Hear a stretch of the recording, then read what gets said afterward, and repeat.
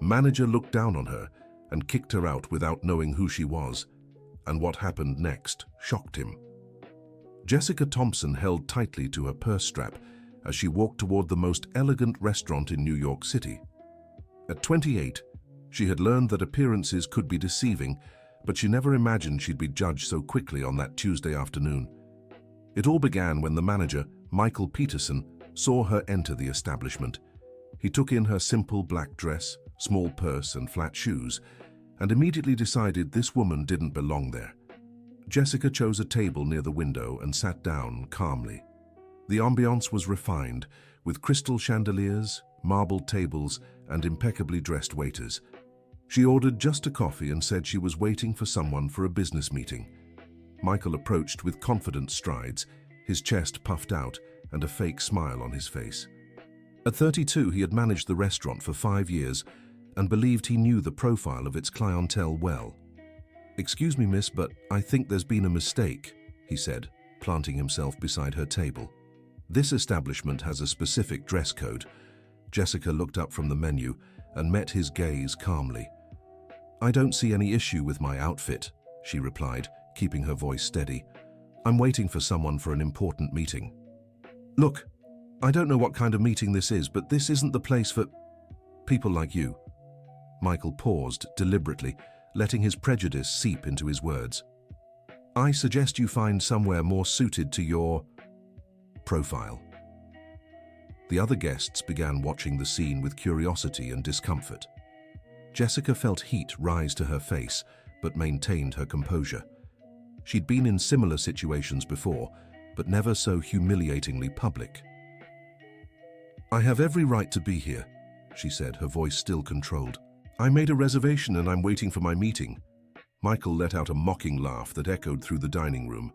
"Reservation? Under what name?" He grabbed the tablet he always carried.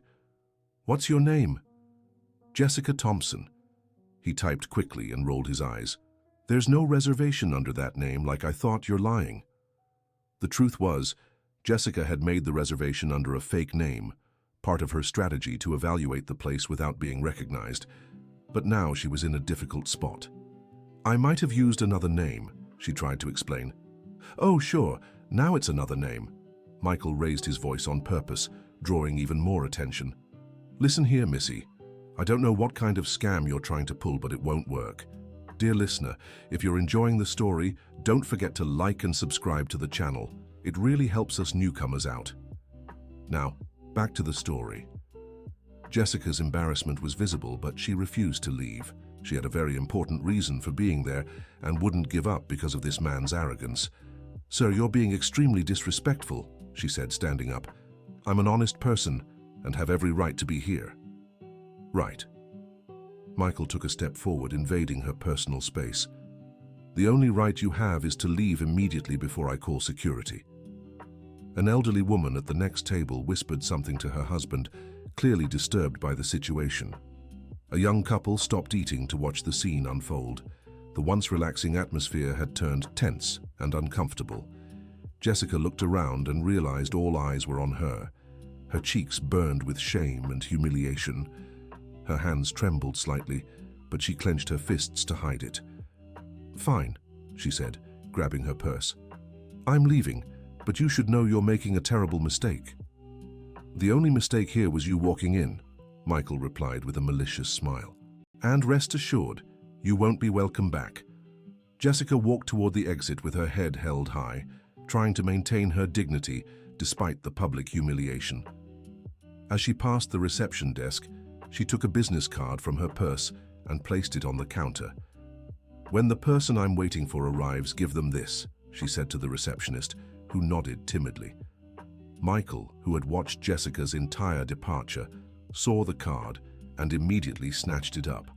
"What kind of nonsense is this?" he muttered, glancing briefly at the card before crumpling it and tossing it in the trash without reading it. "Probably some beauty salon flyer or something." The receptionist, Deborah, a 45-year-old woman who had worked there for 10 years, watched uncomfortably. She had always found Michael arrogant, but she had never witnessed such blatant prejudice before. "Mr. Peterson, perhaps she really was waiting for someone," Deborah ventured. "Deborah, You've been here long enough to recognize our kind of clientele. Michael adjusted his tie smugly. That woman clearly doesn't belong in a place like this. Meanwhile, Jessica walked along the sidewalk in the upscale Upper East Side neighborhood, her heart still racing from the humiliation. She stopped in front of a store window and studied her reflection. She was indeed dressed simply, but that had been intentional. She pulled out her phone and dialed a number. "Mr. Harrison? It's me, Jessica. Unfortunately, I had an issue at the restaurant and had to leave. Yes, I'm fine. Can we meet somewhere else?" On the other end of the line, the lawyer Harrison, a seasoned 58-year-old man, sounded concerned. He had been hired to represent Jessica in a very important negotiation, and this meeting was crucial. "Are you sure everything's all right, Jessica? You sound different." "I'm just disappointed in some people," she sighed. "Can we meet at the cafe on the corner in 15 minutes? As Jessica made her way to the new meeting spot, trouble was brewing for Michael back at the restaurant. At exactly 3:30 p.m., right on schedule, a distinguished silver-haired man entered the establishment. Mr. Harrison wore an impeccable suit and carried a genuine leather briefcase. His demeanor and appearance made it clear he was someone important. He approached the reception desk with a serious expression. "Good afternoon, I have a meeting scheduled with Ms. Jessica Thompson," he said, checking his watch. Deborah paled at the name. She immediately remembered the woman Michael had thrown out just minutes earlier. "Sir, is there a problem?" Mr. Harrison noticed the receptionist's frightened expression. Before Deborah could respond, Michael swooped in like a hurricane, all smiles and bows at the sight of the distinguished visitor. "Good afternoon, sir. How may I assist you?" Michael practically bent over backward in front of the lawyer. "I'm looking for Ms. Jessica Thompson. We had a meeting scheduled here at 3:30. Michael's smile vanished instantly. A cold dread settled in his stomach as he realized he might have made a grave mistake.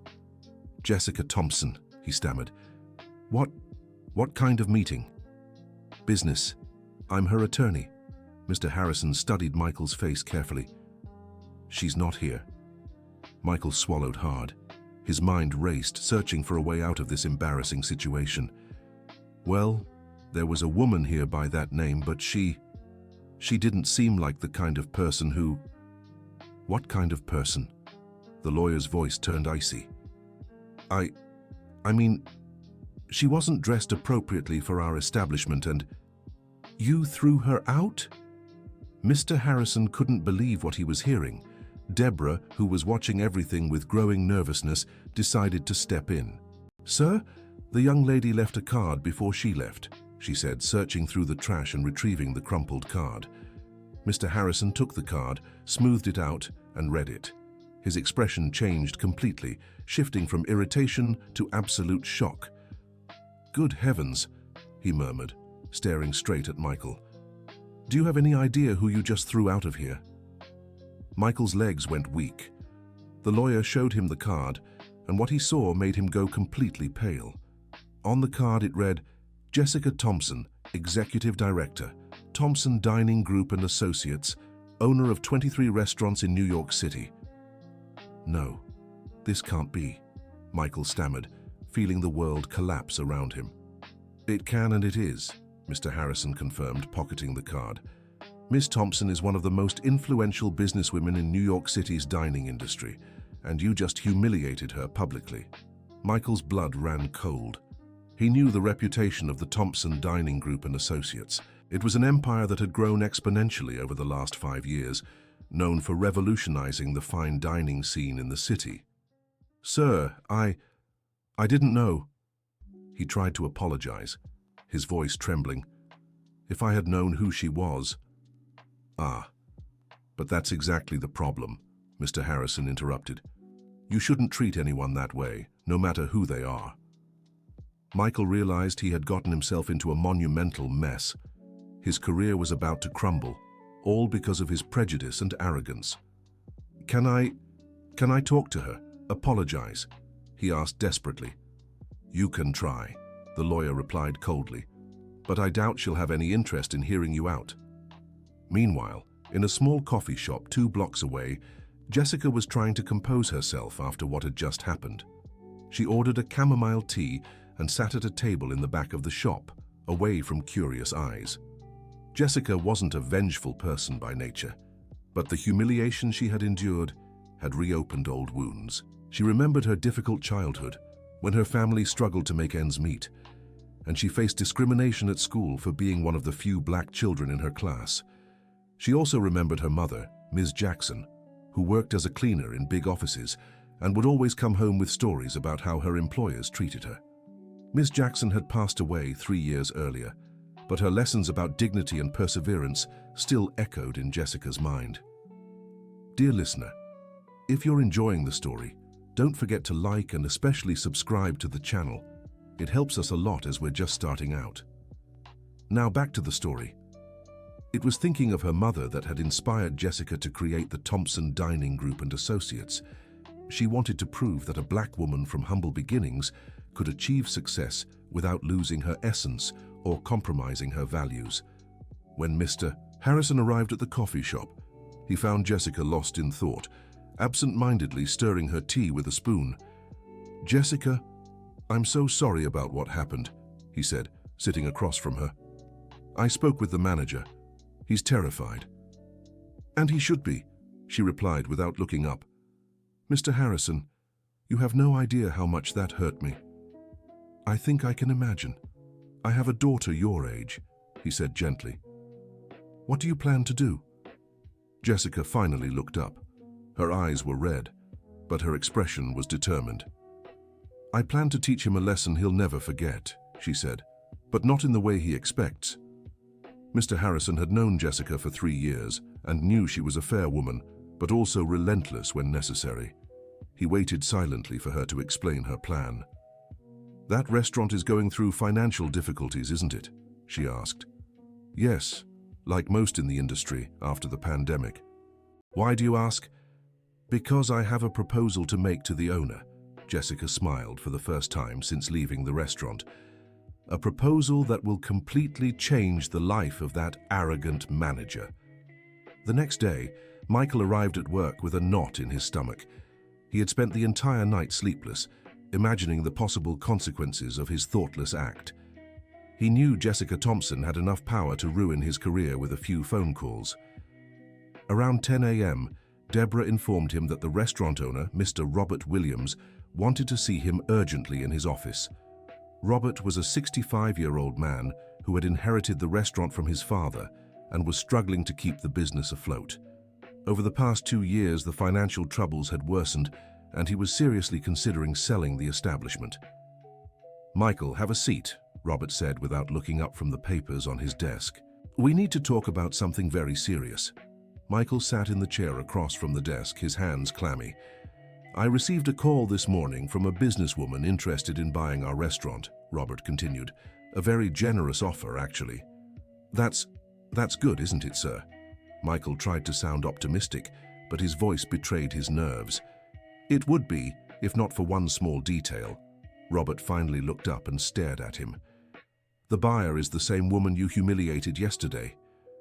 Michael felt as if he'd been punched in the gut. "Sir, I can explain—" "No need to explain anything," Robert cut him off. "She told me everything. And you know what shocks me the most? It's not that you made such a glaring mistake, but that I never realized what kind of person you truly are." "Mr. Williams, please, give me a chance to fix this." "You already had your chance and wasted it." Robert stood up. "Jessica Thompson bought 60% of the restaurant's shares this morning. She's officially the new majority partner." Michael was speechless. In less than 24 hours, the woman he had humiliated had practically become his boss. "And there's more," Robert continued. "She made sure to include a very interesting clause in the contract. You'll keep working here, but not as manager." "What do you mean?"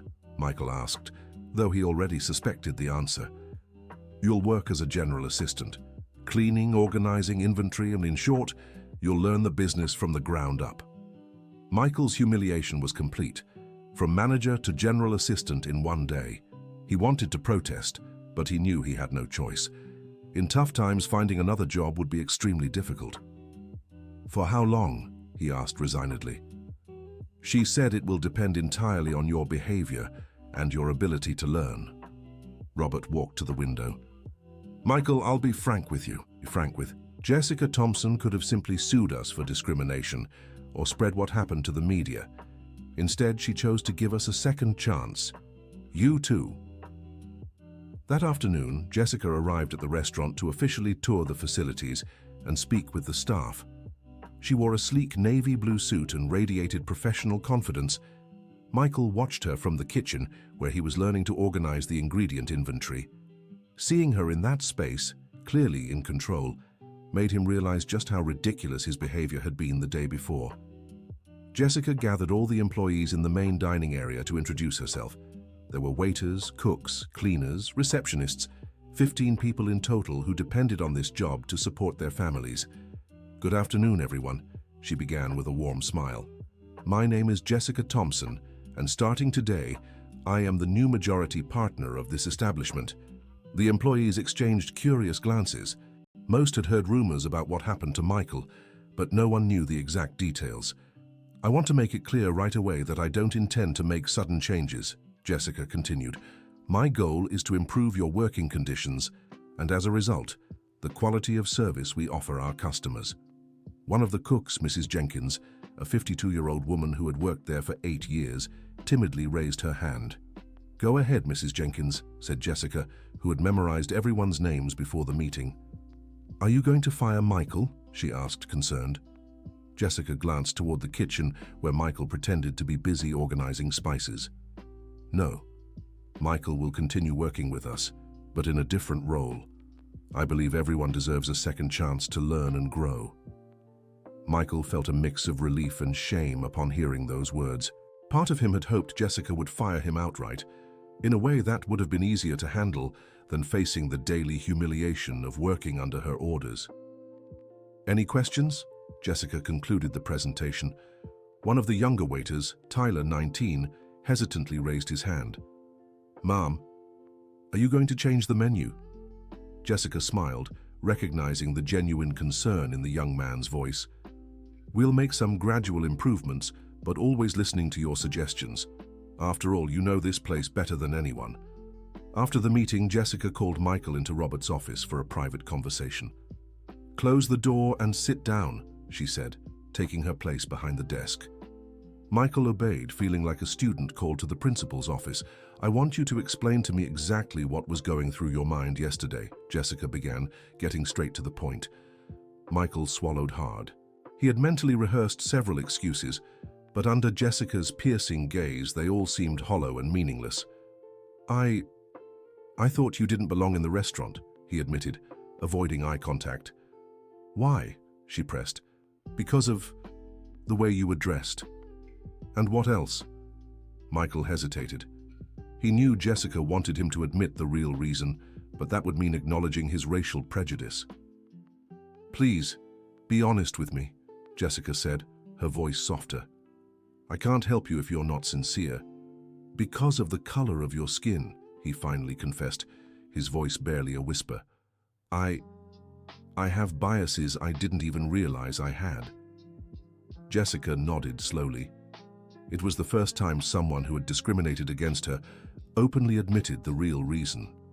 Thank you for your honesty, she said. That's already a first step. Michael looked up, surprised by her reaction. You're not going to fire me. As I told the team, I believe in second chances. Jessica leaned back in her chair. But you need to understand something. This second chance isn't a favor I'm doing for you. It's an investment I'm making in the possibility of change. I don't understand. Michael, you're 32 years old. You've spent half your adult life as the manager of this restaurant. You've developed prejudices and behaviors you probably don't even question. But that doesn't mean you're an irredeemably bad person. She stood and walked to the window. My mother worked as a cleaner her whole life. She told me stories about employers who treated her as if she were invisible, others who were kind, and a rare few who truly respected her as a human being. Michael listened in silence, beginning to understand where she was going with this. The next few months will be an opportunity for you to learn to see people differently. Working alongside the staff, you'll discover their stories, their struggles, their dreams. you'll understand that dignity has nothing to do with money or social status." "And what if I can't change?" asked Michael, genuinely worried. "Then you'll know it's time to find another path," replied Jessica. "But I believe you might surprise yourself." In the following days, Michael began his new routine at the restaurant. He woke up earlier, arrived before the other employees, and took on tasks he used to delegate without a second thought. On the first day, he worked with Marcus, a 45-year-old man responsible for cleaning and organizing the stockroom. Marcus was black, a father of 3, and worked 2 jobs to support his family. "Mr. Peterson, you don't have to push yourself so hard," said Marcus, watching the former manager struggle with boxes that were too heavy. "There's a technique to this." Michael stopped and looked at Marcus. It was the first time he had truly paid attention to the man who had worked there for 2 years. "How do you do this every day?" he asked, genuinely curious. "I do it with care, Mr. Peterson," Marcus replied with a smile. "Every box I organize well means you all can find things easier. It's all connected, you know. Do you like working here?" Marcus thought for a moment before answering. "I do. Mrs. Jenkins always treats me well. The guys are good people. There was just one problem with—" He stopped, realizing he was about to mention Michael himself. "Go ahead," Michael encouraged. "I know I wasn't a good boss. You had a bit of a tough way about you, you know." Marcus chose his words carefully. "But anyone can change. My oldest son was terrible in school, and now he's in college." That simple conversation deeply affected Michael. For the first time, he saw Marcus as a whole person, with a family, dreams, and feelings, not just as the cleaning guy. By the end of the first week, Michael had worked with nearly all the staff. He learned Mrs. Jenkins' story, how she raised 3 children alone after becoming a widow. He heard Tyler talk about his dream of studying culinary arts. He found out Deborah supported her family after her husband lost his job during the pandemic. Each story was a wake-up call for Michael.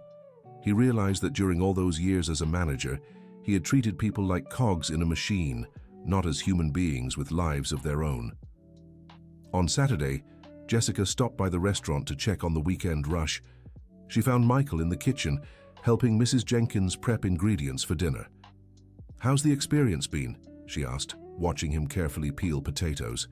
"Hard," he admitted, not stopping his work. "But eye-opening. In what way?" Michael set the potato aside and turned to Jessica. "I worked alongside these people for 5 years and knew nothing about them. I didn't know Marcus has a son in college, that Mrs. Jenkins makes an amazing chocolate cake for her grandkids' birthdays, or that Tyler saves every penny for culinary school." Jessica nodded, pleased with what she was hearing. "And does that change anything for you?" "It changes everything," Michael replied, his voice thick with emotion. "I'm ashamed I was so empty for so long." Mrs. Jenkins, who had been listening discreetly, stepped closer. "Miss Thompson, can I say something?" she asked, wiping her hands on her apron. "Of course, Mrs. Jenkins. Michael's really trying. Yesterday, he stayed late helping me finish some dishes that were behind. He didn't have to, but he did." Jessica looked at Michael, who blushed slightly at the compliment. "It's just, I was in a hurry to leave and realized you'd have to stay late because of the rush," he explained. "It wasn't fair." "You didn't used to think that way," Mrs. Jenkins observed kindly. "Because I used to be an idiot," Michael replied, making both women laugh. That night, after closing the restaurant, Jessica invited Michael to talk at the coffee shop where they'd met with Mr. Harrison. "You're really changing, not just pretending," she said, stirring her coffee. "How do you know?" "Because real change hurts, and I can see in your eyes you're going through a painful process of self-discovery." Michael took a deep breath. "It's true. I don't like what I've discovered about myself, but at the same time I feel like I'm waking up from a very long sleep." "Tell me about your childhood," Jessica asked. Michael hesitated. He wasn't used to discussing personal matters, especially with someone he'd offended so deeply. "My parents were always very demanding," he began slowly. "My father was an accountant at a big firm, my mother a private tutor for wealthy families. They always told me I needed to associate with people of my standing to succeed in life." "And you believed that?" "I never questioned it." It was like an absolute truth. In school, in college, I only associated with people my parents approved of. I never stopped to think if it was right or wrong. Jessica listened carefully, beginning to understand the roots of Michael's behavior. And your parents? Do they still think that way? My father passed 3 years ago. My mother, well, she was horrified when she heard I was working as an assistant. Said I was lowering myself. Michael made air quotes. But for the first time in my life, I disagreed with her. How did she react? We haven't spoken since. Michael's voice grew sad. It's hard, but I can't pretend to agree with ideas I now know are wrong. Jessica felt a pang of sympathy. She knew how hard it was to confront family about fundamental values. My mother always said true education teaches you to respect all people, she said, regardless of skin color, social class, job, or background. Your mother sounds like a wise woman. She was. She passed 3 years ago, but her lessons guide me every day. They sat in silence for minutes, each lost in memories. Jessica, Michael finally spoke, can I ask you something personal? Of course. Why did you give me a second chance? It would have been easier to just fire me. Jessica smiled softly. Because I believe people can change when they truly want to, and because my mother always said revenge builds nothing, but education can transform everything. Dear listener, if you're enjoying the story, please like and especially subscribe to the channel. It really helps us who are just starting out. Now continuing. 3 weeks after the initial incident, the restaurant was undergoing remarkable changes. Jessica had implemented several improvements. A new menu highlighting Brazilian cuisine, renovations to make the space more welcoming, and most importantly, humanized customer service training for the whole team. Michael had fully adapted to the new routine. He arrived early, helped wherever needed, and most importantly, had developed genuine relationships with co-workers. One Tuesday morning, as he organized inventory, Marcus arrived looking visibly upset. "Good morning, Marcus. Everything all right?" asked Michael, noticing his colleague's sad expression. "Oh, Mr. Peterson, I'm a little worried," replied Marcus, hanging his jacket in the closet.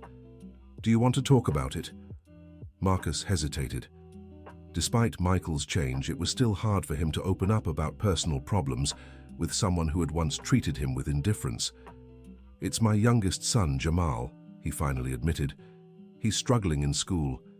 The teacher said he might fail." Michael stopped what he was doing and turned fully to Marcus. "What kind of trouble?" "Math, mostly, and I don't know how to help him because I didn't study much, you know?" Marcus seemed ashamed of his own limitations. Michael thought for a moment. He had always been good at math in school and college. "If you want, I can try to help Jamal with math," he offered. "I could give him some private lessons on weekends." Marcus was stunned by the offer. "Really, Mr. Peterson? You'd do that?" "Of course, it's the least I can do," Michael said with a genuine smile. "Bring him here Saturday morning before the restaurant opens. We can use one of the tables to study." Marcus was so moved, his eyes filled with tears. "I don't even know how to thank you." "No need to thank me. We're a team, remember?" Jessica, who had arrived early that day and overheard the conversation from the kitchen door, smiled to herself. Michael's transformation was deeper than she had imagined. The following Saturday, Michael arrived at the restaurant at 8 a.m.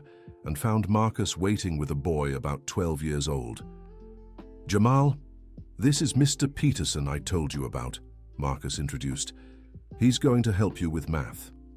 Jamal was a shy boy with big, curious eyes. He greeted Michael with a nervous nod. "Hi, Jamal. No need to be nervous," Michael said, crouching to the boy's level. "Math might seem hard, but it's just about practice.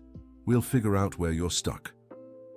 For the next 2 hours, Michael patiently worked with Jamal, discovering the boy was bright but had missed some basic concepts that were holding him back in advanced topics.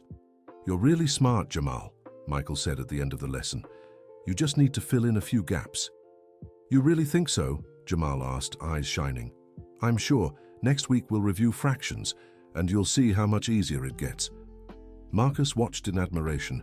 He'd never seen anyone show such patience and dedication with his son. "Mr. Peterson, "How can I pay for these lessons?" he asked when Jamal went to the restroom. "Marcus, you already pay me every day," Michael replied. "How so?" "You taught me how to lift boxes without hurting my back, showed me how to organize the stock efficiently, and most of all, you taught me that good work comes from the heart. That's priceless."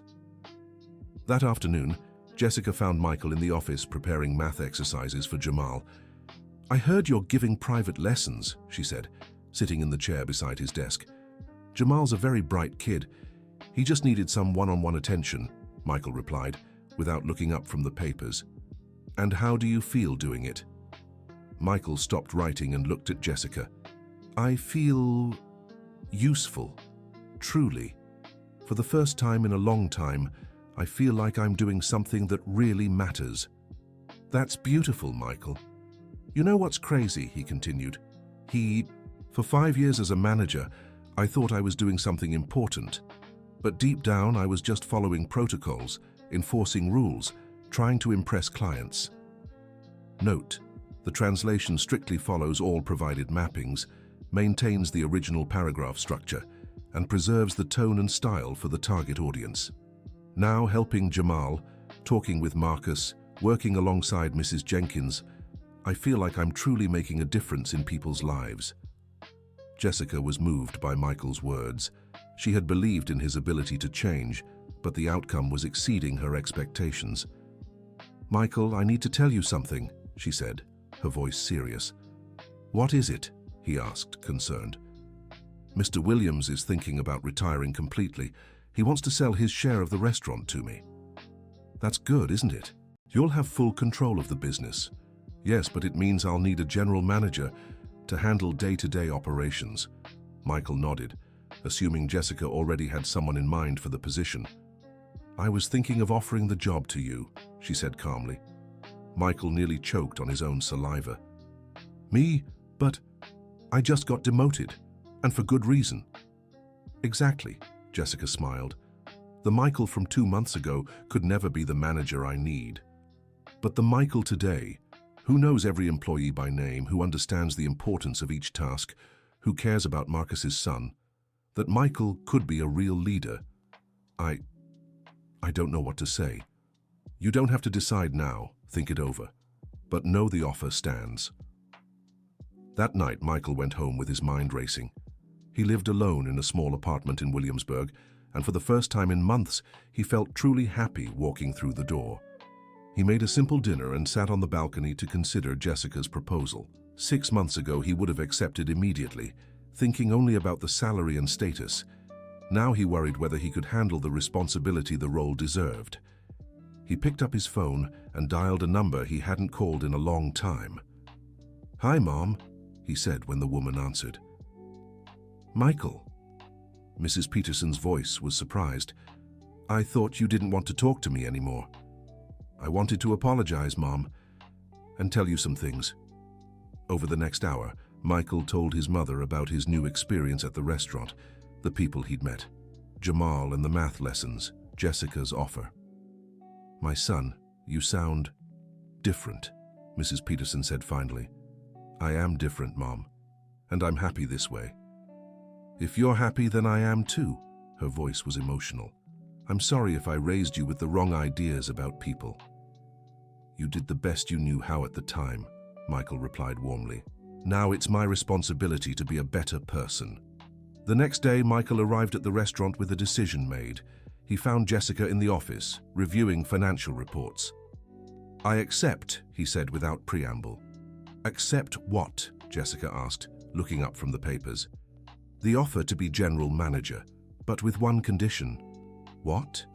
"I want to start an educational support program for the employees' kids, not just Jamal, but any who need help with schoolwork." Jessica smiled broadly. "I accept your condition. In fact, let's go further. How about we create a small library in the restaurant? A space where kids can come do homework while their parents work." "That would be amazing." Michael's eyes lit up at the idea. Then it settled. "Monday, you officially start as general manager." That weekend, Michael organized a small farewell party for Mr. Williams, who was indeed retiring. All the employees were there, along with their families. Jamal ran up to Michael with a paper in hand. "Mr. Michael, look at my math grade," he shouted excitedly. Michael took the test and saw a big 8.5 written at the top. "Congratulations, champ," said Michael, ruffling the boy's hair. "I knew you could do it." Marcus approached with teary eyes. "Mr. Peterson, I don't know how to thank you. Jamal keeps saying he wants to be a math teacher when he grows up." "He's going to be an amazing teacher," Michael replied, moved. During the party, Mrs. Jenkins approached Jessica. "Mrs. Thompson, can I tell you something?" "Of course, Mrs. Jenkins. You were very wise to give Michael a second chance. He's become a completely different person." "People can change when they truly want to," Jessica answered, "and when they find the right environment for it." "That's true. My late husband always said everyone has at least two people inside them, the person they are and the person they can become." The following Monday, Michael officially took on the role of general manager. But unlike the first time he'd held a leadership position, he now understood his role was to serve the team, not to be served by them. His first meeting as the new manager was different from any he'd led before. "Team, I want to make it clear that my door will always be open," he said to the gathered staff. "Any problems, suggestions, or even if someone needs to talk about personal matters, you can come to me." Tyler raised his hand. "Mr. Peterson, is it true there's going to be a library here?" "It sure is," Michael replied enthusiastically. "Mrs. Thompson and I are planning to set up a small library in the back room. It'll be a space for your kids to do homework and for any employee who wants to study." The team's reaction was one of excitement. Many had school-aged children who stayed home alone while their parents worked. "And there's more," Michael continued. "We're starting a free tutoring program. I'll teach math, and I'm looking for volunteers for other subjects." Deborah raised her hand timidly. "I can help with English.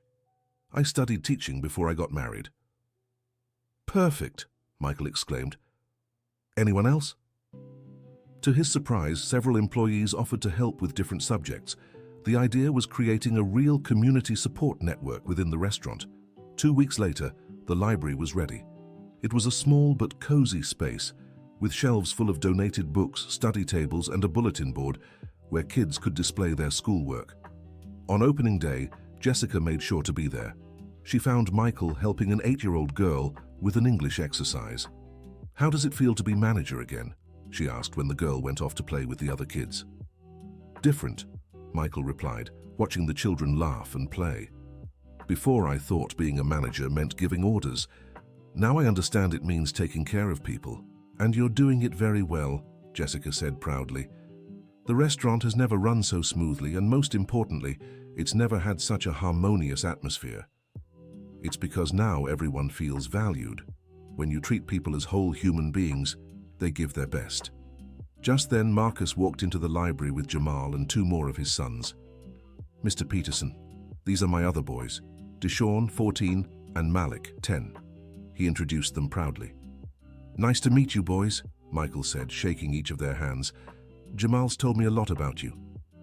"Is it true you're going to teach us too?" Deshaun asked, clearly interested. "Of course.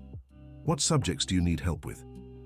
"Deshaun's struggling with physics and Malik with history," Jamal answered for his brothers. "Great. I'll make a schedule for all of you," Michael said, jotting down notes. Jessica watched the scene with emotion. That was exactly the transformation she had dreamed of when she decided to give Michael a second chance. In the following months, the restaurant became a true community hub. Beyond the tutoring classes, other projects were implemented. A basic cooking course for local youth, workshops on financial literacy, and even a book club for the staff.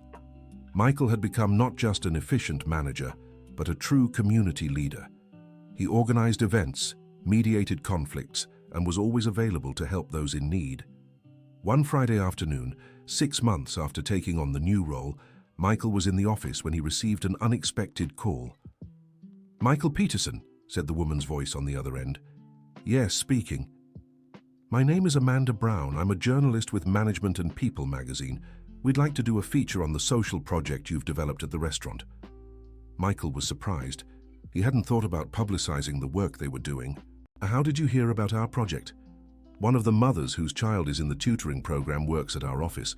She told us about the transformation the project brought to her family's life. "Oh, that must be Mrs. Wilson," Michael said, recognizing the situation. "Her son Tyrone really improved his grades a lot." "Exactly. She told us you were a manager who completely changed your approach and created this initiative. We'd love to tell that story." Michael hesitated. He wasn't comfortable being the center of attention, especially considering his past. "Can I think about it for a bit?" he asked. "Of course. But I should mention, this isn't just about you specifically. It's about how businesses can create positive social impact in their communities." After hanging up, Michael went to Jessica to tell her about the call. "What do you think?" he asked. "I think it could be a great opportunity to show that it's possible to do business in a humane and responsible way," she replied. "But the decision is yours. I'm afraid they'll focus on my personal transformation. I don't want this to turn into some individual redemption story. What matters are the projects we're running." Jessica smiled, recognizing Michael's maturity. "You know what this tells me about you," she said. "What?" "That your change is real and deep. The old Michael would have loved the media attention. You're worried about protecting the people you help. That shows you've developed real empathy. So you think I should do it? I think we should do it, but on the condition that the story focuses on the projects and the team, not specific individuals." The interview took place the following week. Journalist Amanda came to the restaurant, spoke with several staff members, attended a tutoring session, and met families who had benefited from the programs. "This is one of the most harmonious workplaces I've ever seen," she remarked to Michael at the end of her visit. "How did you create this atmosphere?" "By treating everyone like family," Michael answered simply. "When you genuinely care about people, they give that care back." "And what was the turning point for this change in philosophy?" Michael glanced at Jessica, who was observing the interview. "When I realized I was seeing people as roles, not as human beings, it took a very educational situation to make me understand that." The article was published a month later under the headline, "Restaurant Becomes Community Hub Through People-First Management." The response was overwhelmingly positive, and the restaurant began receiving visits from other business owners interested in implementing similar projects. But the most special moment for Michael came a few weeks after the article was published. It was a Saturday night, and he was helping close the restaurant when Jamal showed up with a medal on his chest. "Mr. Michael, look what I won," the excited boy shouted. "What's that, champ?" Michael asked, bending down to see the medal. "First place in the school math Olympics," Jamal said proudly. "The teacher said it was because of your tutoring." Marcus arrived right behind him, his eyes shining with pride. "Mr. Michael, I don't know how to thank you for everything you've done for my son," he said, his voice choked with emotion. "Marcus, I'm the one who should be thanking you," Michael replied, genuinely moved. "Jamal taught me that the greatest reward in the world is seeing someone grow and achieve their dreams." That night, alone at home, Michael reflected on the unbelievable journey he'd lived over the past few months. From an arrogant, prejudiced manager, he'd become someone who found meaning in helping others. He thought of Jessica and the courage she'd had to bet on the possibility of change. He thought of every employee he'd truly gotten to know. He thought of Jamal and all the other children who now had a brighter future. But most of all, he thought of his mother and how he finally understood the difference between real success and superficial success. Real success wasn't about impressing clients or making a lot of money. It was about making the world a slightly better place. The following Sunday, Michael went to visit his mother for the first time since they'd reconnected over the phone. Mrs. Peterson greeted him with a tight hug. "You're different, my son," she said, studying his face. "Lighter, happier." "I am, Mom. I'm doing things that really matter." Over lunch, Michael shared in detail about the restaurant's projects, the children he was helping, and the transformation in his life. "You know what impresses me the most?" Mrs. Peterson said at the end. "What?" "That you're not doing this to make up for what you did before. You're doing it because you genuinely care about these people." "How do you know?" "Because I know you, Michael. And for the first time since you were a child, I can see in your eyes that you're truly happy." The following Monday, Michael was preparing the week's lessons when Jessica walked into the library. "I need to talk to you about something important," she said, sitting in one of the small chairs meant for children. "What is it?" Michael asked, noticing her serious tone. "I've received an offer to open a second restaurant location in the southern part of the city. It would be a chance to expand our social projects to another community." "That's fantastic," Michael exclaimed. "Where would it be?" "In the South Bronx. It's an area that really needs initiatives like ours." "And what would my role be?" "I'd like you to oversee the implementation of all the social projects at the new location. It would practically be a promotion to General Coordinator of Social Responsibility." Michael was silent for a moment, absorbing the proposal. "Would that mean I'd have to split my time between both locations?" he asked. "At first, yes, until the new team is trained and the projects are running on their own." "What about the kids here? The tutoring?" Jessica smiled, noticing that Michael's first concern was for the children he was helping. "The projects here would continue as usual. Deborah and other staff are already prepared to coordinate the activities. You'd oversee everything, but wouldn't need to be present all the time." "When would we need to start?" "If you accept, we'd like to open the new location in 3 months." Michael thought carefully before answering. "I accept, but on one condition," he finally said. "What is it?" "I want the employees here who wish to participate in the expansion to have priority for leadership roles in the new location, especially Marcus. He deserves a chance to grow professionally." "I was already thinking about that," replied Jessica, once again impressed by Michael's maturity. "In fact, I was planning to promote Marcus to General Supervisor of this location, allowing you to focus on the new projects." "Marcus as supervisor?" Michael's eyes lit up. "He'll be thrilled." "And you? How do you feel about him becoming your equal in the hierarchy?" "I feel proud," Michael answered without hesitation. "Marcus is one of the most honorable men I've ever known. There couldn't be a better person for this role." That afternoon, Michael called Marcus for a private conversation. "Marcus, I need to talk to you about something important," he said, trying to control his excitement. "Oh, sure, Mr. Peterson. Did I do something wrong?" Marcus asked, worried. "Quite the opposite. Mrs. Thompson wants to promote you to General Supervisor of the restaurant." Marcus was stunned. "Supervisor? Me? But Mr. Peterson, I only finished high school." "Marcus, you have something far more important than a diploma. You have integrity, experience, and the respect of the entire team." Michael placed a hand on his friend's shoulder. "And besides, the company will pay for you to take a technical management course." "I can't believe it." Marcus sank into a chair, still in shock. "Believe it. You deserve this and much more." "And what about you? Where will you go?" Michael explained the plans for the new location and the expansion projects. "So that means I'll be working alongside the man who taught me that dignity doesn't depend on title or salary," Marcus said, moved. "Actually, you're the one who taught me that," Michael corrected.